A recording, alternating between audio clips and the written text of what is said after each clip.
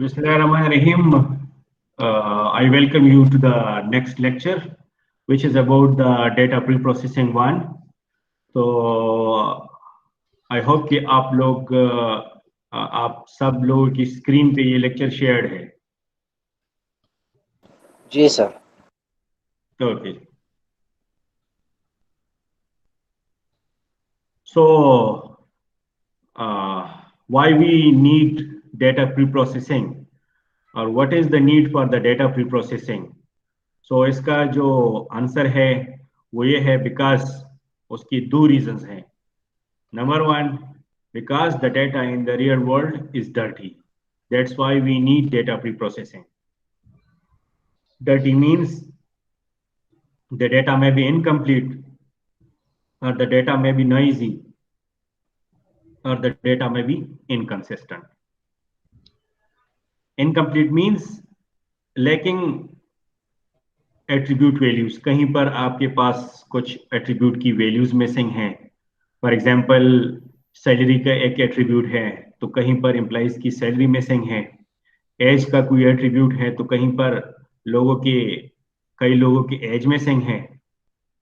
Next जो है वो जो रीजन है for the data to be called as incomplete data is the lacking certain attributes of interest. For example, कि आप लोग कहीं पर आप लोग को जो सबसे रिक्वायर्ड एट्रीब्यूट है वो जेंडर, जिस तरह से फॉर एग्जांपल आपके पास है एक जेंडर एट्रीब्यूट है जो आपको रिक्वायर्ड है. For example, you are calculating the male to female ratio in agriculture university and आपके पास जो जेंडर का एट्रीब्यूट है वही मिसिंग है. तो how you will calculate the male to female ratio? So उसके अपने टेक्निक्स है जो आगे हम डिस्कस करते हैं. Are containing only the aggregated data, कि आपके पास जो है डिटेल्ड डेटा नहीं है और एग्रीगेटेड डेटा है आपके पास. से फॉर एग्जांपल सेल का डेटा है और आपके पास मंथली सेल रिकॉर्डेड है और आप वीक वाइज सेल देखना चाहते हैं, लेकिन आपके पास डिटेल डेटा है ही नहीं, तो आप जो है मंथली एग्रीगेट से आप जो है वो वीकली एग्रीगेट जो है वो आप नहीं बना सकते.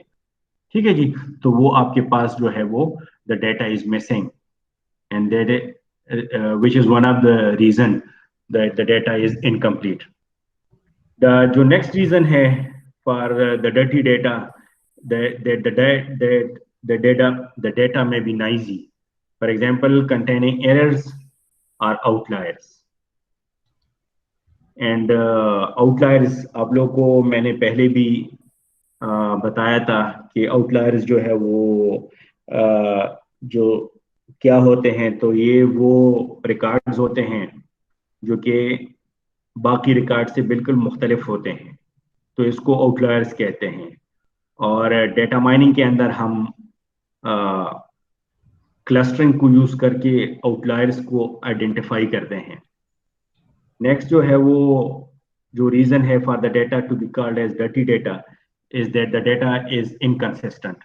Inconsistent means that containing discrepancies in codes or names.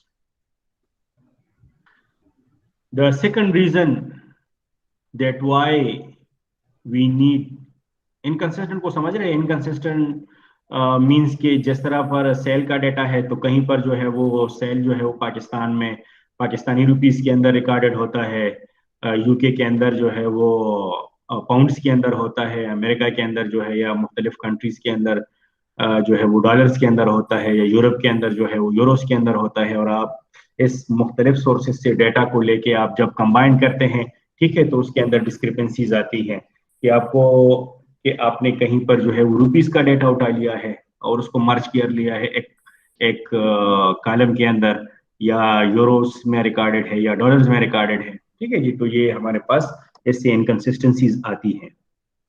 The second reason that why we need data pre-processing is because if we have no quality data, then no quality mining results will be produced.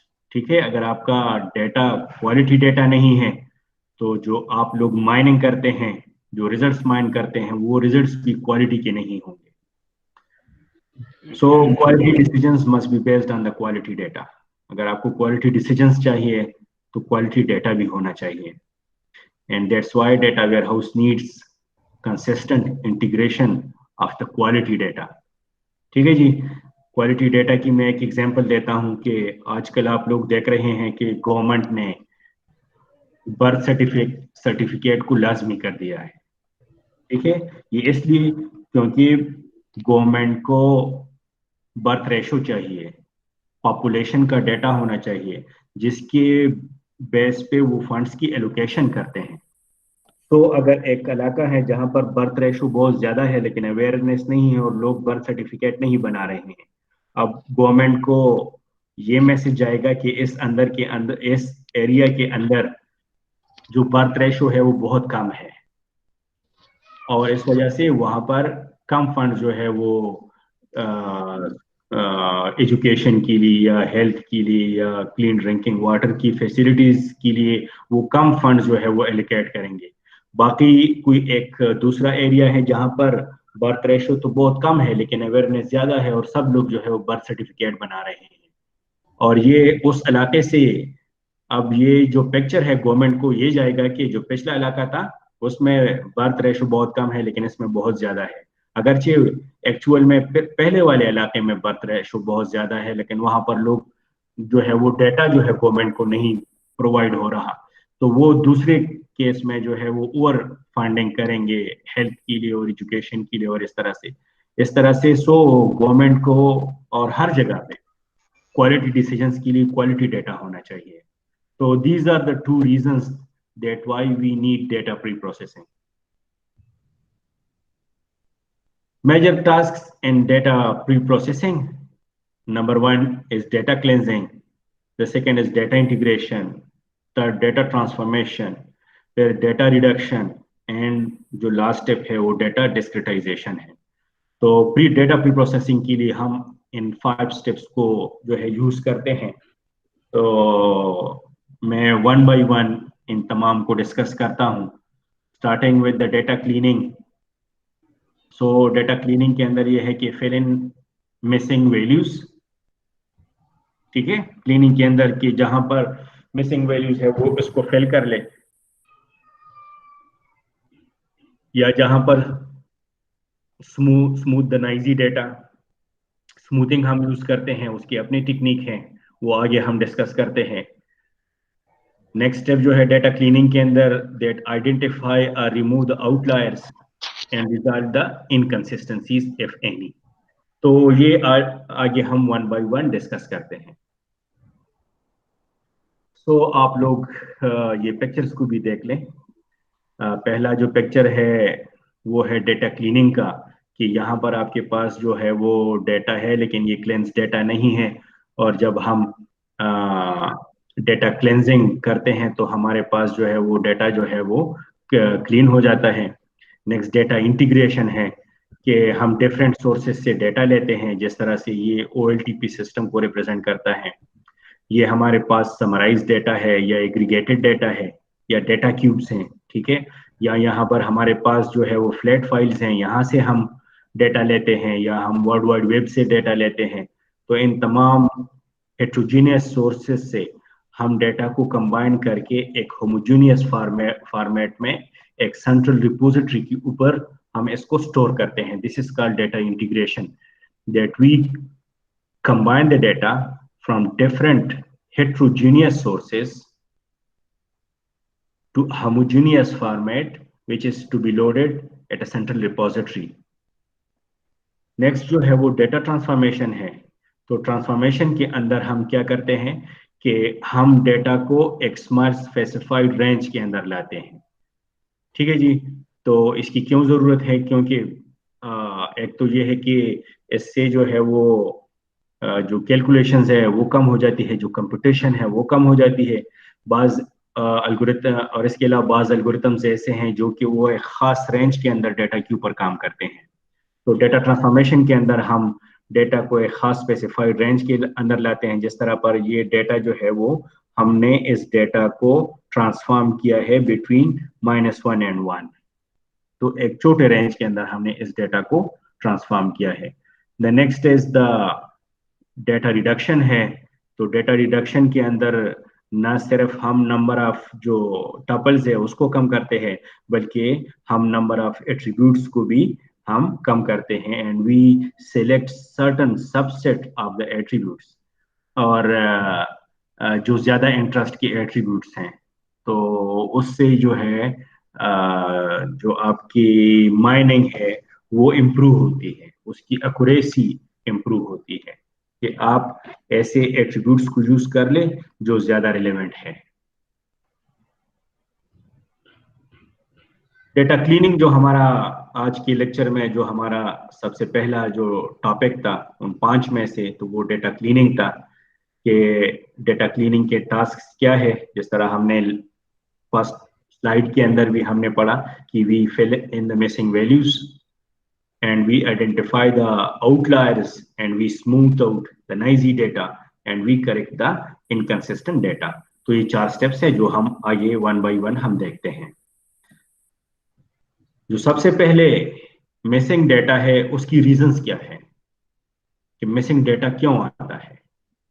तो उसके अंदर ये जो है different जो है वो reasons है। पहला जो रीजन है वो ये है कि data is not always available. For example, main tuples have no recorded value for several attributes such as the customer income and the sales data। ठीक है जी, कि समटाइम्स तो डेटा आपके पास जेन्युइनली मिसिंग होता है। फॉर एग्जांपल, आपके point of cell terminal है, आप कहीं बड़े स्टोर पे जाते हैं, वो आपको रिसीट देते हैं, तो वो आपसे आपका इनकम नहीं पूछते कि आपका इनकम क्या है, ना वो पूछ सकते हैं। तो इसलिए जो इनकम का डेटा है वो मिसिंग होगा उसमें।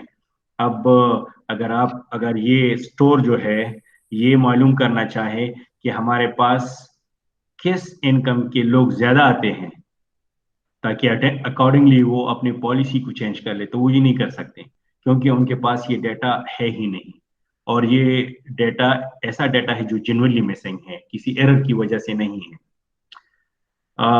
सेकंड जो है वो missing data may be due to the equipment malfunctioning, कि कहीं पर कीबोर्ड आपके खराब है या जो सेंसर लगे हैं वो सही डेटा को रिकॉर्ड नहीं कर रहे हैं। सेकंड जो इसके अंदर है मिसिंग डेटा के अंदर, वो है inconsistent with other recorded data and दस डिलीटेड। कि समटाइम्स जब आप डेटा लोड करते हैं, तो जिस टेबल के अंदर लोड करते हैं तो उसके अंदर जो है जो जो डेटा टाइप है वो मैच नहीं करते, और आप कहते हैं ये तो रिकॉर्ड ही नहीं हो रहा, और उस डेटा को आप लोग डिलीट कर लेते हैं। तो ये भी एक रीजन है। Sometimes the data not ended due to misunderstanding, कि हैंड रिटन डेटा है और जो डेटा एंट्री ऑपरेटर है उसको समझ नहीं आती, और कहते हैं चलिए छोड़ दे, इसको छोड़ दे, मुझे समझ नहीं आती, छोड़ देता है। नेक्स्ट जो रीजन है वो सर्टन डेटा में not be considered important at the time of entry. जिस तरह Y2K का प्रॉब्लम आया था कि 2 डिजिट्स जो है वो ईयर के लिए रिजर्व थे, और जब 2000 स्टार्ट हुआ तो बड़ी परेशानी हो गई, 00 जो है वो 1900 को रिप्रेजेंट करने लगा था। तो ये क्यों कि उस वक्त पे ये मसला सामने नहीं आया था, और इस वजह से ये जो है वो इसको एड्रेस नहीं किया गया था, इस प्रॉब्लम को। नेक्स्ट जो है नॉट रजिस्टर्ड हिस्ट्री और चेंजेस ऑफ द डेटा, कि डेटा के अंदर आपके टाइम स्टैम्प्स नहीं है। डेटा के अंदर आप टाइम, जब आप एक्चुअल डेटा लोड करते हैं उसके उसके साथ आप लोग टाइम जो है वो छोड़ देते हैं, और फिर आप जब एनालिसिस करते हैं डेटा के ऊपर कि इस पर्टिकुलर इवेंट के बाद क्या चेंजेस आई थी, जो डेटा सेट गिवन है, जो एक्चुअल लाइफ का कोई डेटा सेट है, तो इसके ऊपर क्या इफेक्ट पड़ा था, तो ये इफेक्ट जो है आप मालूम नहीं कर सकते, क्योंकि आपके डेटा के अंदर टाइम नहीं है। डेटा जिसको टाइम स्टैम्प्स कहते हैं, टाइम स्टैम्प्स नहीं है। तो अगर आप टेम्पोरल डेटा जिसको कहते हैं, टेम्पोरल डेटा के ऊपर अगर आप काम करते हैं, टेम्पोरल डेटा वो होता है जिसमें टाइम इन्वॉल्व होता है, और आपके पास टाइम स्टैम्प्स आपके पास रिकॉर्डेड नहीं है, तो आप लोग टेम्पोरल एनालिसिस नहीं कर सकते। नेक्स्ट जो मिसिंग डेटा है, दैट में नीड टू बी इन्फर्ड, कि कोई डेटा मिसिंग है, जिस तरह से जेंडर मिसिंग है, और आप इन्फ्रेंसिंग यूज करते हैं, कि आप नेम को देखते हुए आप उसको जेंडर असाइन करते हैं। तो ये आप उस वक्त कर सकते हैं कि जब आपके पास डेटा सेट स्मॉल हो, लेकिन अगर आपके पास लार्ज डेटा सेट्स है जिसमें बिलियंस ऑफ रिकॉर्ड्स हो, तो वहां पर फिर जो नेम गेसिंग से जेंडर एलोकेशन है वो काफी मुश्किल हो जाता है. तो these are the some of the reasons that why the data is missing. Next में जो स्लाइड है इसमें ये है कि how to handle the missing data. How to handle the missing data. तो सबसे पहले ये है कि इग्नोर द टपल. जिस रिकॉर्ड के अंदर डेटा मिसिंग है, ये कहते हैं कि एक सोल्यूशन तो ये है कि आप उस रिकॉर्ड को ड्रॉप कर दें, but usually done when the class level is missing. और ये हम उस वक्त करते हैं जब उसका जो है वो क्लास लेवल मिसिंग हो. But it is not effective when the percentage of missing values per attribute varies considerably. लेकिन ये कहते हैं कि ये effective method नहीं है कि आप लोग जो है अगर आपका डेटा कहीं पर मिसिंग है एक रिकॉर्ड के अंदर और पूरा रिकॉर्ड ड्रॉप करते हैं, क्योंकि ये कहते हैं it is not effective when the percentage of missing values per attribute varies. इसका मतलब ये है कि अगर कहीं पर किसी रिकॉर्ड में 95% जो है वो डेटा मिसिंग है, तो फिर तो आप बेशक इसको ड्रॉप कर ले. लेकिन अगर कहीं पर 5% मिसिंग है, 3% मिसिंग है, 1% मिसिंग है, और उस केस में भी आप पूरे रिकॉर्ड को ड्रॉप करते हैं, तो ये अच्छी बात नहीं है, क्योंकि आपके पास अगर 1% मिसिंग है तो 99% तो अवेलेबल है. तो इसलिए कहते हैं कि it is not effective when the percentage of missing values per attribute varies considerably. Second reason ये है how to handle the missing data. Second solution ये है कि fill in the missing values manually, कि मैनुअली आप fill करते जाएं. लेकिन यह है कि इसमें इसके आगे लिखा है इट इज टीडीएस एंड इनफीजिबल.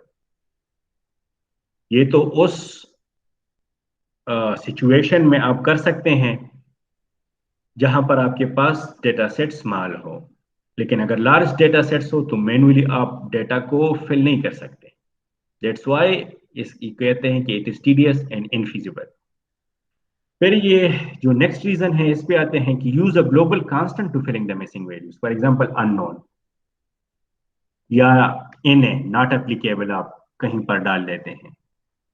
तो ये अगर आप लोग कर लेते हैं कि कहीं पर डेटा मिसिंग है तो अननोन लिख दे या इन ए लिख दे, तो ये भी ठीक नहीं है, क्योंकि जब आप माइनिंग करते हैं तो अननोन जो है अगर मिसिंग डेटा बहुत ज्यादा है तो ये अननोन या इन ए काफी ज्यादा उसकी रिपीटेशन होगी, उसकी फ्रीक्वेंसी काफी हाई होगी, और आपका माइनिंग एल्गोरिथम ये समझेगा कि ये एक नया क्लास है या एक नया इंटरेस्ट का पैटर्न है जिसकी फ्रीक्वेंसी बड़ी हाई है. ठीक है जी. तो वो जो है वो जो माइनिंग एल्गोरिथम है वो कंफ्यूज होगा, और जबकि इसको वो एक बड़े इंटरेस्ट का पैटर्न समझेगा जो कि एक एक्चुअली कुछ भी नहीं है. तो ये भी मेथड जो है वो ठीक नहीं है. तो नेक्स्ट मेथड ये कहते हैं कि use the attribute mean to filling the missing values.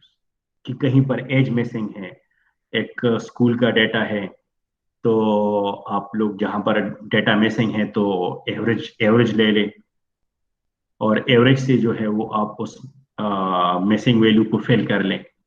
तो या कहीं पर एम्प्लॉइज की सैलरीज मिसिंग है तो उस ऑर्गेनाइजेशन की एम्प्लॉइज का एवरेज ले लें और उसे फिल कर लें मिसिंग वैल्यू को. नेक्स्ट रीजन ये कहते हैं, नेक्स्ट जो मेथड है वो ये है कि use the attribute mean for all samples belonging to the same class to filling the missing values and it is more smarter. ये कहते हैं कि मीन यूज कर ले, लेकिन जिस क्लास का डेटा मिसिंग है, जिस तरह स्कूल बच्चों का एज है, तो अगर क्लास 5th के किसी बच्चे का एज मिसिंग है तो उस क्लास 5th के बच्चों का एवरेज ले ले, ना कि आप पूरी स्कूल का ले लें. तो ये कहते हैं कि ये ज्यादा बेहतर होगा. या अगर कहीं पर एम्प्लाई की सैलरी मिसिंग है, तो अगर क्लास 3 एम्प्लाई की सैलरी मिसिंग है तो क्लास 3 का जो है वो एवरेज ले ले. क्लास 4 एम्प्लाई का मिसिंग है तो क्लास 4 का ले ले. ग्रेड 17 की किसी एम्प्लाई का सैलरी मिसिंग है तो इंस्टेड कि आप पूरी ऑर्गेनाइजेशन के एम्प्लॉइज का एवरेज लेते हैं, तो आप सिर्फ ग्रेड 17 की एम्प्लॉइज का एवरेज ले लें. And the next is use the most probable value to filling the missing values. Last one जो है use the most probable value to filling the missing values. It is inference based such as Bayesian formula और decision tree. ये ज्यादा effective method है to fill the missing values, और इसको इसलिए inference based methods कहते हैं, जिस तरह से बेजियन है या डिसीजन ट्रीज हैं, जो कि हमारे नेक्स्ट कमिंग फ्यू स्लाइड्स में, हमारे कमिंग फ्यू लेक्चर्स में हमारे पास ये आ जाएंगे, और इसके ऊपर पूरी 3-3 घंटे के लेक्चर्स हैं, और हम काफी डिटेल में इसको पढ़ेंगे।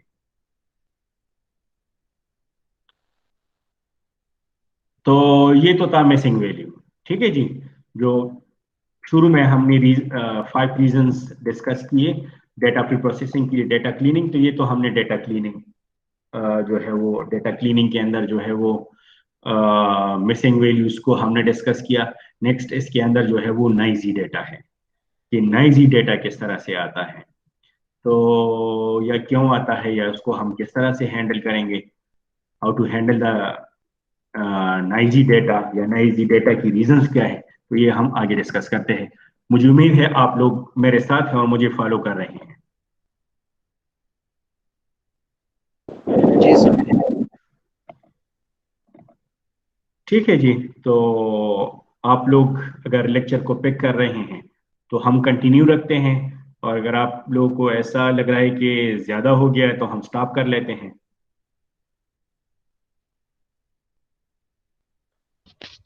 सर ज्यादा हो गया, स्टॉप कर देते हैं। ठीक है, आज बच्ची भी कम है, तो यहाँ पर मैं लेक्चर को स्टॉप करता हूँ। ये बाकी जो रिमेनिंग लेक्चर है उसको आप घर में एडवांस में पढ़ के आ जाएं। ठीक है, ताकि यस। नेक्स्ट लेक्चर में आप लोगों को समझने में आसानी हो, और अगर कोई कंफ्यूजन है तो आप क्लास में लेक्चर जो है वो क्वेश्चन आप पूछ सके।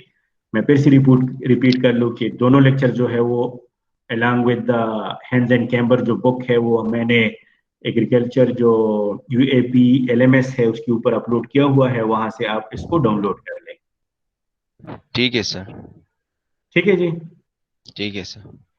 तो फैसल, रजिया, वकास और बाकी जितने स्टूडेंट्स ऑनलाइन हैं, आई होप कि आप लोगों ने जो है वो लेक्चर की आप लोगों को अंडरस्टैंडिंग हो गई है, और आप लोग इस लेक्चर को घर में दोबारा पढ़ ले। अगर कहीं पर कंफ्यूजन है, कोई मसला है, तो नेक्स्ट क्लास में आप लोग फिर पूछ सकते हैं। ठीक है सर। सर बस ओके। वो ट्री ट्री वाला लेक्चर था, वो जरा वो दोबारा आप आप लोग समझा दें। उसको उसमें, हाँ, उसमें आप घर में अभी आप लोग प्रैक्टिस कर ले, और अगर कोई कंफ्यूजन हुई फिर तो नेक्स्ट क्लास में फिर मैं इस लेक्चर को रिपीट कर दूंगा। ठीक है sir, thank you sir. Thank you. So wish you good luck, and we'll thank see you next week with a new lecture, thank inshallah. Thank you very much. Thank you sir. Thank you sir. Thank you. Allah Hafiz. Allah Hafiz.